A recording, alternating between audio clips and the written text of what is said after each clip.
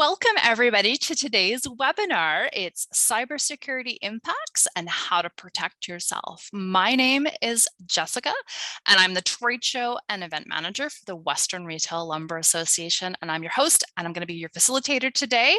If you're concerned about data security, you are not alone. Brian Winters from ECI Solutions is here to help us. We're going to learn more about cloud hosting, its benefits, its challenges, its scalability and security, and we're going to give you the edge that you need to make an informed decision. So before I introduce Brian, let's talk about housekeeping. So this session is being recorded, so you will get a link so you can go back and look at it and watch it over and over again and share with your teams. So we typically ask everyone to use the chat function or the Q&A function, which is at the bottom of your screen, to chat or ask questions.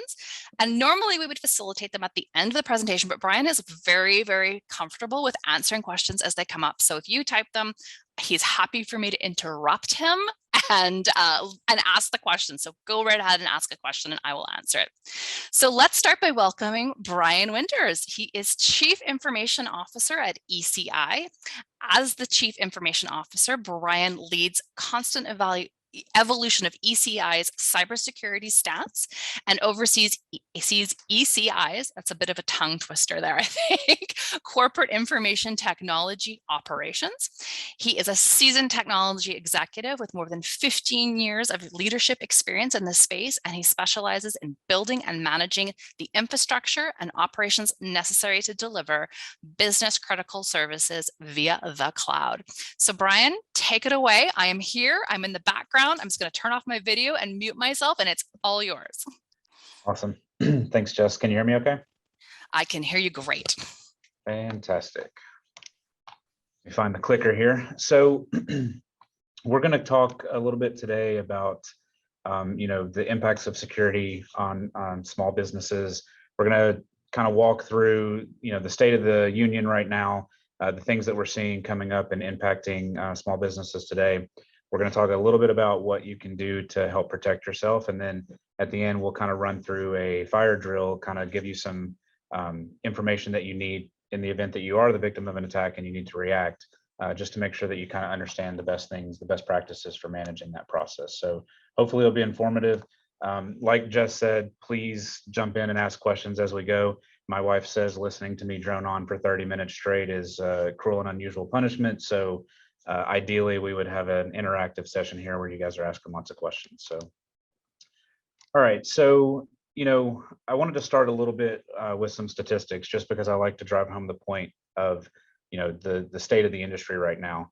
I'm sure you've seen in the news all of the ransomware attacks and hacks of the government agencies and the pipeline and all of that stuff.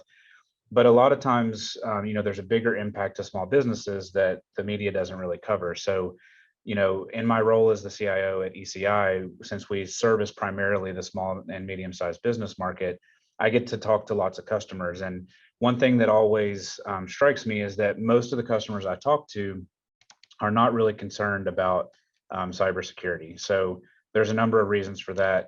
You get busy in the day-to-day, thousands of things that you have to do to manage or run a small business, the dealing with payroll and managing sales and trying to get product and inventory and just 1,000 things on your plate. And cybersecurity is not one of those things that you think about until something happens, right? So I talk to small businesses all the time who think that they're too small to be the victim of a cyber attack. Nobody cares about my data. We're too small. They're going after the big companies. In fact, 58% in a recent survey, 58% of respondents thought that they were too small to be targeted as the victim of a cyber attack. And only 14% of the small businesses that were surveyed are actually adequately prepared to defend themselves against an attack. So you have a combination here of a group of people who are not focused on security, not prepared for security, and really don't think that they're likely to be a victim of a cybersecurity attack. And then, what we see, and actually I get a lot of times too, well, we have antivirus, we're good, but 70% of all breaches that occur, the company has antivirus installed, right? So antivirus alone is not enough. And we're going to talk in a little bit about kind of the defense in-depth approach and all of the different layers of security. We're not going to talk deep about it, but we're going to go over it a little bit just to give you an understanding of what it really takes to fight against the the criminals. But the reality of the situation is that 43% of all cyber attacks are aimed at small and medium businesses. And there's a number of reasons for this, but not the least of which is the fact that they're easier to target. So, attacking a large organization that's got dedicated security staff is really hard, and who's spending money on all of the tools that they need is really hard. Attacking small businesses is really easy, and we're going to talk in 2 slides about what the cyber criminals have done to kind of make this process even easier for them. But 43% of all attacks are aimed at small businesses. 46% of small businesses have been the victim of a ransomware attack, and 73% of those have to pay the ransom. And that's a challenge because the average cost to a small business to respond to a breach is $150,000, and some reports have that estimate closer to $250,000. And we're seeing a huge escalation in the cost for responding to data breaches. You may have seen some of the more recent ransomware attacks in the news that were in the 5, 10, $15 million range. So we're seeing a huge escalation in the cost, the amount of money that the cyber criminals are asking for. We're seeing a lot of extortion attempts now. Almost all of the new ransomware attacks, the cyber criminals are actually taking the data, and then whether you pay the ransom or not, 6 months later, they'll come back and say, hey, if you don't pay us again, we're going to post all of this information on the internet. So, the statistics have shown over and over, and this is a well-documented number, that up to 60% of small businesses go out of business within the first 6 months of a data breach. So, long story short, this is a problem that is impacting small businesses. There's 30 million small businesses in the US. And if you consider that 46% of them have been the victim of a cyber attack, it gives you a little idea of the scope. So I like to start the webinar with a poll, just because it helps me kind of tailor the content for the rest. So if you could, and Jess, I'm not sure exactly how they do this, but I assume they're seeing the poll on the screen right now. They can see it right now and they're answering. Yeah. Fantastic. Yeah, so typically when I do these webinars, we see somewhere between 55 and 65% of people have either know someone or have themselves been the victim of a cyber attack. So I'm always interested to see, based on the industry. We're sharing the results now. Okay, perfect. Oh, I see them. Hey, look at that. I just have to look at the other monitor. So yeah, 83% have been. So actually even higher on this webinar than most of them that I do. So I like to do this because I think a lot of people think that some of these numbers are not real and that I'm making them up, but I'm really not. So this is a really pervasive problem that's impacting, small businesses all over the country and the world for that matter.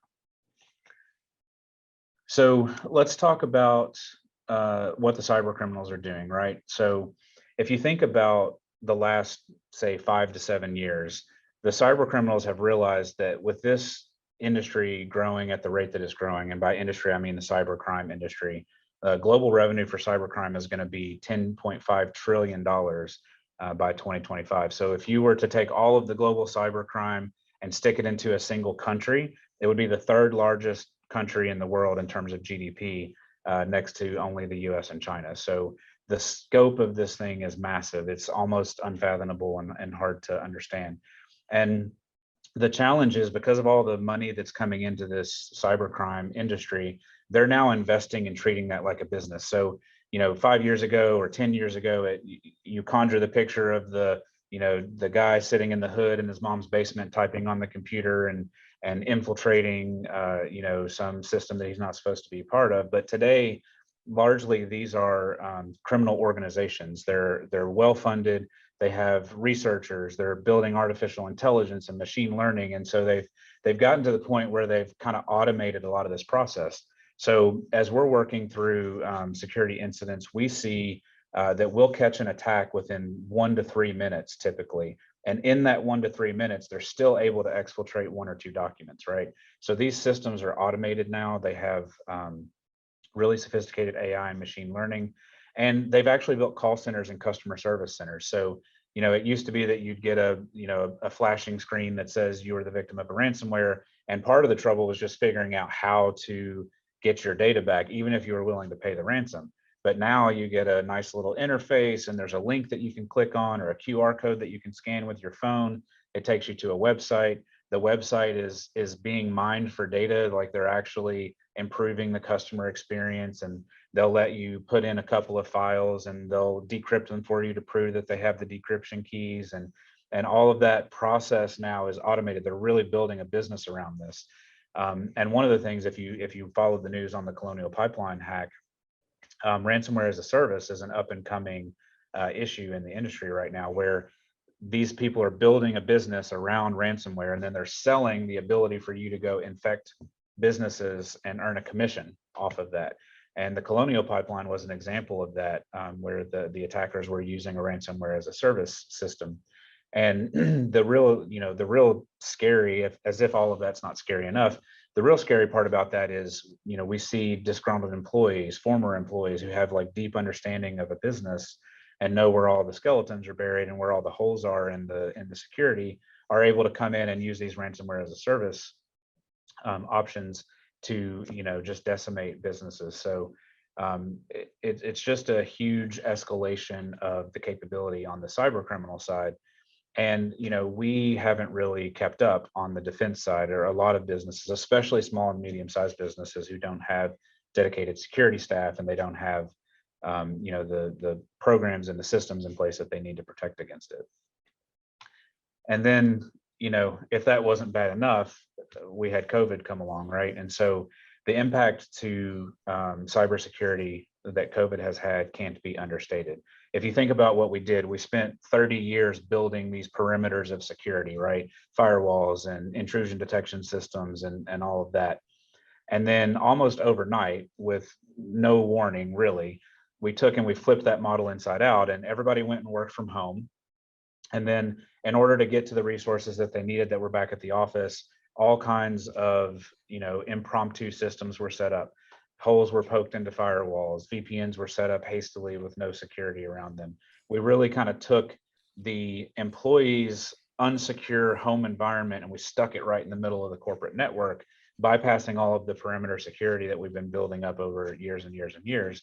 And that has created a huge opportunity for the attackers to kind of ride in on the secure connection, or what used to be a secure connection, that people working from home have. So if you think about the family computer in the kitchen that the 14-year-old son uses to download hacked video games and other questionable content, now sharing a network with mom or dad's work laptop that's securely signed on with the VPN, the exposure there is huge.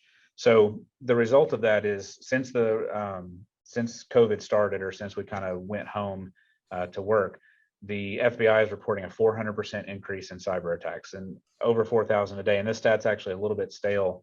That number's over 5,000 per day now. So we've seen 37 billion records exposed in 2020. I haven't seen any of the stats for the first half of 2021, but the expectation is it's going to be increased even more. And that's 141% increase over 2019. Brian, we do have a quick question. Yeah. When you say 37 billion records, what do you mean by a record? Like, what does that mean on the sort of to the layman's terms? Yep, sure. Great question. So a record is basically a data element. So for example, if you were to get breached and you lost 100,000 credit card numbers, that would be 100,000 records. Okay. And we use records because it can be anything, right? It can be names, addresses, phone numbers. Those can be records. Healthcare data can be a record, right? So basically anything that is taken as part of the breach. And the record could have varying degrees of sensitivity, from nothing to highly sensitive. Okay, thank you. Absolutely. Yeah, no, that's a great question. So I appreciate the questions, I really do. So, so during the pandemic, we've seen an 800% increase in ransomware attacks, and that's according to Microsoft. So, Microsoft has access to obviously all the data, because 80% of the world's desktops run Windows, and so they can collect this analysis, and they saw an 800% uptick in the year following COVID. 60% of employees are using personal devices while working remotely. You don't like your work laptop, you've got a nice desktop at home with a big old monitor, so you just jump on there to do some work real quick. and you jump on the VPN, and now your home system, like I talked about earlier, that you're sharing with your family is dialing directly into the middle of your corporate network, bypassing a lot of the security. And 20% of companies have reported a security breach as a result, specifically as a result of a remote worker doing something like that to bypass security rules. So COVID really, exacerbated a problem that was already there. And when you combine, the advancements that the cyber criminals are making with the opportunity that COVID created, it's really just a recipe for disaster, especially for small to medium businesses. Okay, so that's the fear, uncertainty, and doubt portion of our presentation. Hopefully you're all scared and wondering what to do now. So we're going to go into the how can you protect yourself. So this is a really busy slide, but it really kind of outlines all of the things that you need to do to protect yourself. So when we talk about, one of the things that the security industry talks about is defense in depth, or layers of protection. And the analogy I gave you earlier about having kind of one perimeter that you can easily poke into is kind of an old way of thinking. And it's the way a lot of small businesses do things today, because just because of cost and complexity. But in a real enterprise security environment, these things on the right are all of the things they do. So this is an example of what we do at ECI. This is one of our slides that I use when I'm presenting to our board and stuff. So these are basically things, and each one of these things can be a huge process with people and tools and all of that, but these are kind of the layers of defense. And what you're really trying to get to is the ability to rapidly respond to threats. So CrowdStrike has done a bunch of analysis, and they're a managed detection and response vendor, but they've done a bunch of analysis on breaches. They come in and investigate a breach after someone becomes a victim. And what they've determined is that in order to effectively protect against a breach, you need to be able to respond to the breach within 1 minute, investigate and figure out what's happening within 10 minutes, and contain and eradicate the threat within 60 minutes. So they call this the 1-10-60 rule. And the challenge is most of these attacks happen at 3 a.m. on a Saturday, or they happen, Christmas Eve or some holiday, right? So we see like huge spikes on weekends and during holidays in the US because the criminals know that we're not going to be watching during those times, right? And so one of the things that you have to be able to do, because it takes an attacker on average 1 hour and 58 minutes to fully compromise and gain access to a network, one of the things you have to do is be vigilant all the time and be watching all the time. So these layers of defense, many of them are setting off alarms, vulnerability management, make sure that you don't have vulnerabilities in your environment by scanning your systems, using two-factor authentication so it's harder for an attacker to get into your environment, network and perimeter firewalls and things like that. So all of these things are designed to protect your environment and designed to be able to hit this kind of 1-10-60 rule. So if you think about the problem, if you're a small business owner and you don't have an IT person, or you have one IT person but no real security people, this is just too much for most people to manage. We do have a question. Sorry to Okay. interrupt you when you're on a roll. No, Is no. there one of these with it, as you mentioned, small business, people are busy doing multiple roles. Is there any one of these things in the layers that you recommend is absolutely the bar none, you must do, period, the end? Yes. Okay. Yeah, so there are several that are really important. But if I were going to pick one, like if I owned my own small business today and I could only afford to do one thing, I would choose a good managed defense, an MDR provider. So like a CrowdStrike or a Carbon Black or somebody like that. And really what that is endpoint protection. So it's an application that installs on all of your desktops, laptops, and servers. And then somebody else is watching that 24/7, 365, because you don't have the staff to do that. And then they are empowered to, respond to the threat and the event. And then they're able to reach out to you and escalate, and you can set up, rules of engagement and run books and that kind of stuff. So that's where I would start. I think that's the most important thing. We use CrowdStrike at ECI, but there are several vendors that do that. Carbon Black is another really popular one. And then there's a whole bunch of smaller regional services that do this kind of outsourced, management, defense, and response. Okay, great. Thank you so much, Ryan. Yeah, no, great question. Super great question. All right, so quick poll question, because I like to get this, again, as kind of a baseline to understand where people are. How are you protecting your business from cyber criminals today? So if you use a third-party provider like a CrowdStrike or Carbon Black, then that's the top option. If you have your own internal InfoSec team and you're running a robust program like we talked about, that's the second one. Hope and prayer, always an option, number 3. And then if it's just not something that you're doing today, it's not an area of focus, then that would be the 4th option there. Something that you want to be doing but aren't doing. I feel like I need to sing the Jeopardy theme song, but my wife also tells me I can't sing, so. Okay, your results are up. Okay, awesome. So interesting, 17% using a third-party provider. That's usually about what we see, 15 to 20%. Internal InfoSec team and a robust program, that's awesome. 50% is much higher than we see on most of the SMB webinars that we do, so that's actually really good. Nobody's using hope and prayer. There's usually at least one funny person that clicks hope and prayer, so that's also interesting. And then 33% is an area of focus, so which is great. And hopefully, so we've got a nice, round profile here. So hopefully everybody can get a little bit of something out of this webinar, because we're going to kind of move in now very quickly to the what can you do if you're a small business owner today. You're sitting there listening to this, you're thinking, man, I need to start somewhere. Where do I start? Here's kind of the task list. The most important thing that you can do is identify your critical systems. You've got to identify the things that are just paramount that you have to run your business. Your email, your ERP, your CRM, your accounting system, wherever your most important functions are happening. You got to identify what those things are. And then you have to get a backup plan in place ASAP. And everybody says they have a backup plan, but something like 70% of all backups fail at the point where they need to be restored. Look at the Colonial Pipeline, right? They had to pay that ransom because they could not restore their backups, even though they have, millions and millions of dollars and probably a pretty robust security program. So you've got to get a solid backup plan in place. You need to keep those backups off-site. I can't tell you the number of times that I've talked to a customer who is managing their own on-premise ERP and a lightning strike happens, or a flood happens, or somebody breaks in and steals the server. And when I ask them, where are your backups?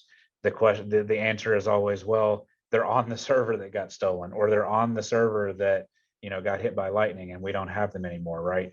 So make sure you're taking backups. There's a whole host of good articles that you can read on Google about the best way to do backups, but you want to back up on a rotation, nightly, weekly, whatever makes sense for your business, but get those backups offsite. If you have to, back them up to a drive and take that drive home and put it in your safe at home, or stick it under your bed or something, but definitely get them offsite. They need to be disconnected from the system that you're backing up, because what we're seeing is, in most cases, when a cyber criminal gets into your environment today, they're looking for those backups and they're encrypting the backups too, so that you can't recover from your backups and you have to pay the ransom. So they're getting very sophisticated at scanning the environment for backup files and file extensions that would indicate that they're backups. And in a lot of cases, they do that first. It's one of the first activities that they do, and they drop the ransomware on the way out the door after they've already encrypted all of your backups and stuff. So, or deleted your backups. So really important to do that. Training your employees. 68% of all ransomware attacks begin with a phishing attack. We use a company called KnowBe4. It's really inexpensive, and they have security awareness training, and you can do kind of simulated phishing attacks. And I highly recommend that you do that. There are lots of good free training resources as well. So having your employees sit down and watch, some YouTube videos about basic security practices and how to spot a phishing email, and how to manage your password security and how to rotate it and choose complex passwords and those kinds of things. Those are really valuable things that you can have your employees do. And then consider using a third-party provider for your endpoint protection. We talked about that just a second ago. Actually, somebody asked that question, so that's fantastic. But using a third-party provider and outsourcing this part of the business to a CrowdStrike or Carbon Black or somebody like that is really, really good idea as well, if you can't afford to staff up the team to manage it yourself. And then evaluate moving critical systems to the cloud to augment your security capability. So there's no reason that you should be managing your own email today. Office 365 or Google Pro, something like that is the way to go. Managing email is hard. It's very difficult to keep it secure. So you shouldn't do that. You should offload that to somebody else who has the people and the tools and the expertise to secure it. Same thing with ERPs and all of your other critical systems, your CRMs, anything that you can move to the cloud. If you're a small business owner who can't afford to focus on security, either because of time or money, moving those services into other people's hands who have the time and money and whose core competency is managing that is a hugely positive move. And then, so just to kind of drive in on the cloud-based alternatives a little bit, I like to call this the democratization of security. If you think about it, large companies can afford to do all of these things and small companies really can't. But if small companies band together and they use a service provider, a third-party cloud provider, right, then you get access to technology that you won't be able to have access to on your own. You have the ability to get tools that you wouldn't normally get access to. So choosing cloud-based alternatives is really helpful in that. It also it allows you to access remotely without poking holes in your production environment. And it offloads the burden of patches and upgrades, which is one of the main ways that cyber attackers get into your environment today. Outdated software is the number one way, other than phishing, is the number one way that people actually get into systems. So once they get your credentials, they use those credentials to move around laterally within the environment. They can also exploit known vulnerabilities in software that's out there. So managing patches and upgrades is something that you really want to throw off to a cloud provider. Another question, Jess? We do. So actually, this is a two-parter. One of it's my question, which is, what exactly is the cloud? Um, and Sure. what does moving to the cloud help with security specifically? I think that Yeah. the cloud question always seems magical, and Yeah. just to get a better clarity on that. No, those are great questions, actually. So I'm gonna so let me answer the cloud question. The cloud literally just means the service is running on somebody else's computers in a data center usually, but cloud is just a thing that kind of evolved as a name. But essentially, you're using compute resources and storage and hardware sitting somewhere else over the internet. That's kind of the basic definition of cloud. Okay. To kind of help, how can I talk about the advantage? Well, let me just use one of our, this is going to sound self-serving, but it's obviously what I know best, so it's easier to have the conversation this way. So we sell ERP solutions, obviously, and into your membership.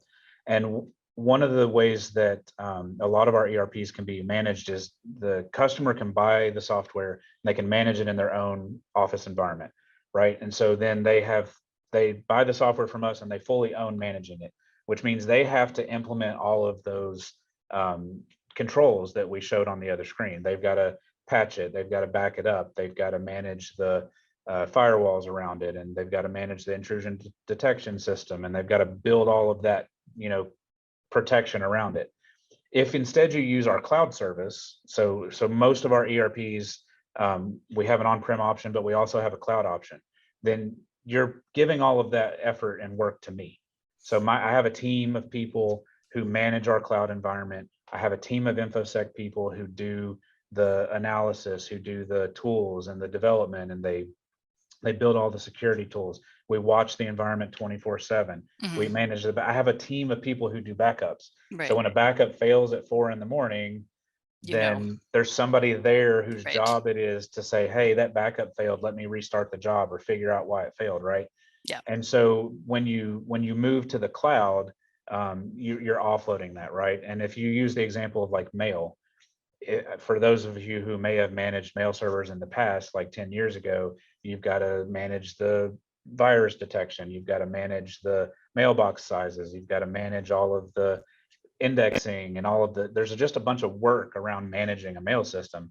And now you can outsource that to Microsoft, and you get to just, click buttons in a pretty little GUI and everything just works and nothing ever crashes and the mail server doesn't go down. I mean, I haven't lost an email and I can't even remember how long, because moving to cloud services is the way to Right. go. So that's, you're just really offloading the burden of all of that management to somebody else, and you're just consuming the service, Okay. whatever that service is. Okay. Thank you. So no, great questions, actually. Okay, so, and then flexible cost options is another thing. So like I said before, if you're not gonna, spend $1 million building all of this security because you don't have $1 million, you can offload to the cloud where you pay a monthly subscription kind of fee that's much less than $1 million. Again, because we've got 30,000 customers, right? So I can spread the cost of we spent $1 million or so on our backup solution, right? I can spread that cost across 30,000 customers. And so you don't pay a huge amount of money for backups. You get backups for free as part of the service if you're one of our customers, and we're managing that on the back end, right? So that's why I call it the democratization of security.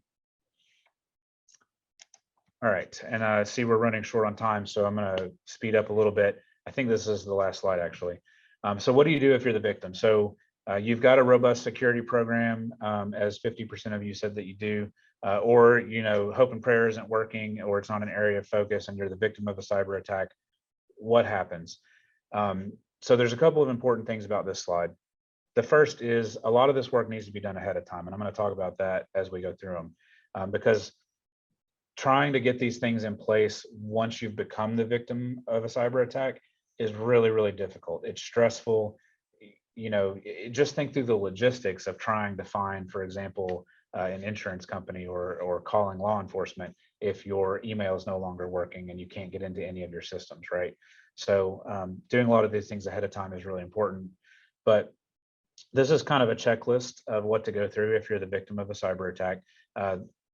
The first thing and most important thing is, as soon as you know something's going on, immediately make sure you secure your backup data, and any systems that aren't impacted, take them offline, because a lot of times you'll know that there's something going on, and while you're doing the investigation, additional systems are getting encrypted, right? So it's really important, as soon as you know, cut that system off of the network, secure everything else, power things off, and then work on the resolving the problem. Isolating the impacted servers is important, but I said power them off, but don't power them off until you have gotten forensics data off of them. This is hugely important to understand how the attacker got in, what data did they access. Being able to clearly understand that is really important. And a lot of times, if you're powering off and rebooting things, a lot of that information sits in memory and you lose it when you power off. So, and really, there's nothing you can do with that data unless you have qualified forensics people on your team, which I'm assuming most people on this call don't. So you really want to find a qualified security firm that can help you with this. And again, finding them ahead of time is super important. Usually you can engage with them, get all the legal documentation out of the way ahead of time. Sometimes they'll make you pay a small retainer, but having a team on call that when something like this happens, they're your first call. They're going to lead you through all this other stuff, right? They're going to help you understand whether you should or shouldn't power off a system. They're going to help you understand how to get the logs out. They're going to help you understand how the attacker got in so that you can make sure you get the attacker out and get rid of all of the backdoors that they put in before you go fixing everything. Because there's a statistic on this first slide, it's 60-something% of all ransomware victims fall victim again within 6 months. So, and that's usually because they get in and they create a backdoor that you didn't find. So you pay the ransom, you get everything done, or you recover from a backup, and then all of a sudden 6 months later, you're reinfected because you didn't actually get all the backdoors out. So you need a qualified security firm. This is not, unless you're going to just completely rebuild everything from scratch, this is not the time when you want to try and go it alone. And then contacting your legal counsel, insurance company. If you don't have cyber insurance, you should look into that. It's very, very important these days to have cyber insurance, because as we said, the cost of a breach today is just skyrocketing. Every time I see the statistic, it's gone up. And a lot of these big ones now for medium size and larger businesses are in the millions. So having good cyber insurance is really important. And then before you do anything else, change all your online account passwords and network passwords. usually the attackers will go after like an Active Directory or wherever you're keeping your credentials. And so they'll get other accounts as part of this process. So going in and changing all of those account passwords is really important.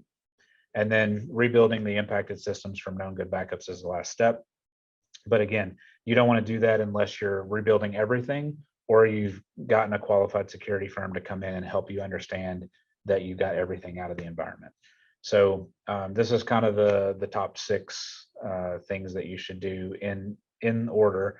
But I just highly can't recommend enough getting competent legal counsel, insurance company, and law enforcement kind of playbooks in place so that in the event that something happens, you know how you're going to respond ahead of time and you're not trying to look for numbers and find people. So any questions on that Yeah. one, Jess? Yes, we do. Okay, so I wanted to touch base, recognizing you're not legal, insurance, or law enforcement. Yeah. Number one is people who pay these ransoms, and we have heard of members who have had their data held and paid the ransom. Do they Yeah. typically get all of their data or some of their data back, or is it Yes. just yes? No, So, maybe. so that's a great question. Most of the time you will, if you pay the ransom, you will get some data back. And, you know, I've seen statistics ranging anywhere from 80 to 90%. But what you have to understand is that the cyber criminals are really focused on the tools to encrypt your data. They're less focused on the cool tools to decrypt your data. So what typically will happen is they'll give you the keys when you pay because they don't want to get a bad reputation for not giving the keys out because then nobody will pay, Of right? course, So yes. The so good, they the will. good criminals got it. Yes, yeah, Okay, yeah, yes. reputable criminals, right? Reputable criminals will give you So keys. so you will typically get keys. But what will happen is as you're going to decrypt those files, some of the files will be corrupted. So you'll get all the keys typically, but you'll lose some data along the way. Okay. And if you're lucky, you lose data that you don't care about, you know, your cat photos and your email archive from 6 years ago or whatever. But Right. sometimes you get unlucky and it's a database backup that's corrupted or whatever. So Okay. so usually you will get some data back or most of your data back if you pay the ransom, but there Okay. are technical things that will cause problems. So, and again, this is more in your opinion, or have you seen, can these companies get reinsured again? Or do they have to go through rigorous things like you're explaining to get Yeah. reinsured? Yeah, it's really interesting. I attended a webinar a couple of weeks ago with a cyber insurance forum of some sort. And so basically, it used to be really easy to get cyber insurance and it used to be really cheap. It's now becoming more expensive and it's becoming more difficult to get. So what's happening now is the insurance companies, realizing all these huge losses, are starting to actually investigate your security posture when you apply for insurance. And so they'll ask you, do you have two-factor authentication? Do you have backups? How do you do firewall protection, right? They'll ask you like a questionnaire. And we used to see this questionnaire be like 5 questions, Mm-hmm. and now it's like 100 questions. Oh, wow. Okay. And so I'm expecting over the next 3 to 5 years, as these big events keep happening, that'll get even more cumbersome to fill those out. Okay. But what's important, and this is one of the things that the insurance agent that I spoke with, again, I'm not an insurance agent. Yes. You have to fill those questionnaires out accurately, Yeah. because if you lie on them, they will use that as an excuse not to pay out your claim. Of course. Yeah. So it's important to keep that in mind. But most people are able to get reinsured afterwards, but the premium will go up. Just like if you have a wreck, Okay. your car insurance goes up. And you were also mentioning in your stats that within 6 months, people were getting hit again. So that's a really good point that you bring up, going back to that, because to get hit twice, you're never going to get insured if you didn't. Yeah. And the insurance company is actually a decent place to start because they Yeah. have a list of vendors that they will refer you to. Okay. Here's the security vendors that we like to work with. Here's a list of 5. Here's legal counsel that we like to work with. Here's a list of 10. So they'll kind of help you, give you some referrals to other companies that you might want to engage with. And have you seen, with this sort of uptake of remote and hybrid working from home, this is becoming even more complex because people are using and have computers in homes that have varying degrees of just security versus a physical business space. You're Yeah. dealing with individual people's homes, right? So someone may have a home alarm, someone may not, they may not lock their doors or those kinds of things. Yeah, and from a cybersecurity perspective, it's even more difficult to nail down because almost nobody has good cybersecurity practices at home, right? So, Yes. and We're all on everybody, Pinterest and looking yeah, at and Facebook. everybody's using the Yeah. Linksys router that with the Yes. default username and password that everybody knows, right? So, Yeah. so yeah, and part of the questionnaires that we've seen now, especially this past year, they will ask how you manage remote access. Okay. So that'll be one of the questions that they ask. Okay. So they should expect to start seeing those too if they're having remote and hybrid workers doing that kind of thing. Okay, great. Absolutely. All right. I just want to remind everyone to use the chat function or the Q&A function to ask Brian some questions. Oh, sorry. I'll let you finish your last slide. Nope. You can have a sip That of water there. I was supposed to have this slide up while you were Right. We talking. just got started talking. So I do have a question here about with small and medium businesses being your specialty, like who is at the table for these discussions? Like, do you see typically this is coming from the top end or in places where there's no IT infrastructure? Who should be Yeah. driving these, and how often should this be a discussion point in a business? Is it once a year, every 6 months, those kind of things? Yeah. So I think some of that depends on the type of business, right? Okay. If you don't have IT people, then obviously this is going to be managed by whoever's leading the business. So whoever's Mhm. responsible for risk, Okay. essentially, because what we're talking about here is really a risk management program. Okay. So I'll tell you that at ECI, we talk about it constantly. We have weekly update meetings, we have tracking sheets. We have a security council that we report to once Wow. a month, where Yeah. we give like an overview of all of the statistics and KPIs. And then I report it to the board every quarter as well. So it's something that we talk about constantly. And I think in higher tech organizations or in organizations where you're a service provider to somebody else, that's kind of required. You really have to, do it that often and take it that seriously.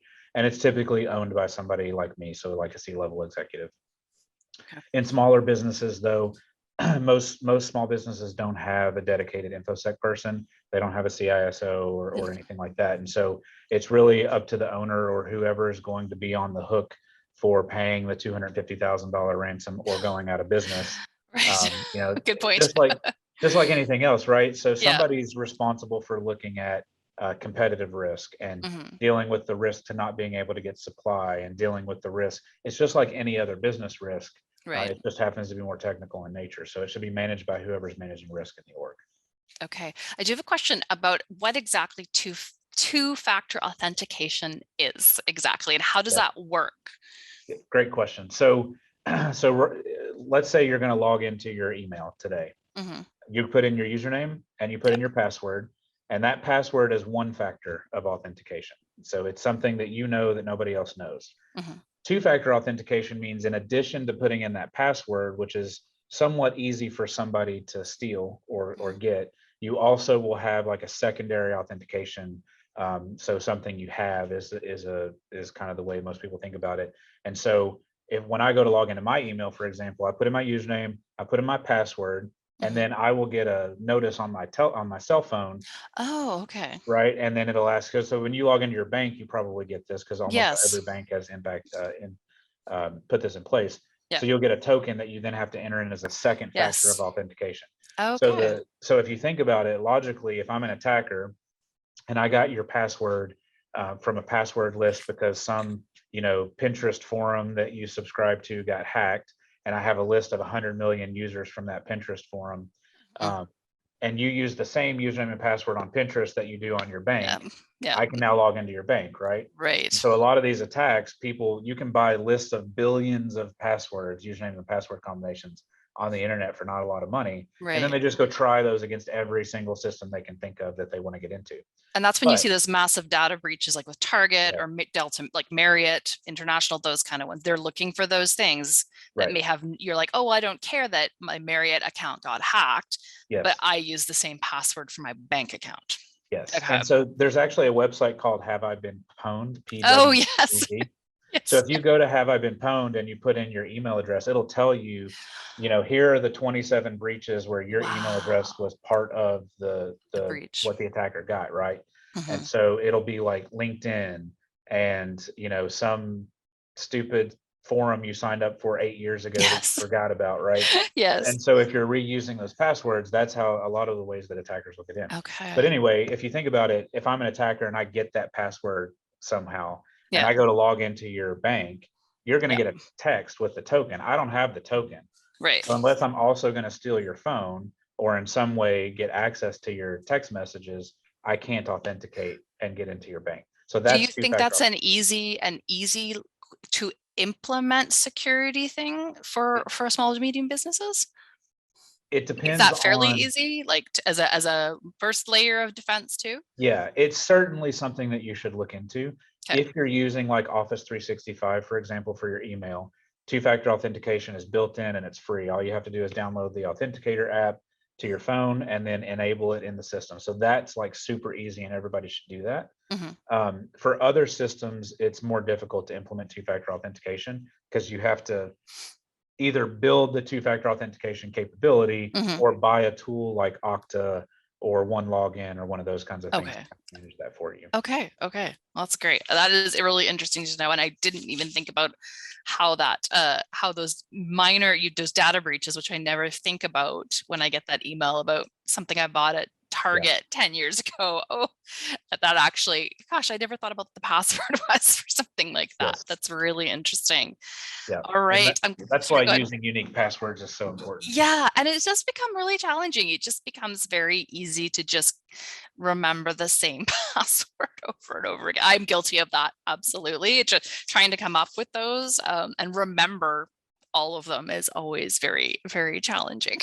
Yeah. So one of the things that we teach our employees is to come up with a phrase, right? So Oh, okay. Jess is awesome at, Oh, your address, right? yeah. And then like an exclamation point, and then whatever website, the first 5 characters of whatever website you're trying to log into. Then Oh, every website has a unique password, but you don't have to remember it. It's programmatic. oh, So interesting. you Okay, know that's a Jess is great awesome. tip. Oh, that's a Yeah. really good tip. Yeah. Okay. I need to go change everything now. Thank you.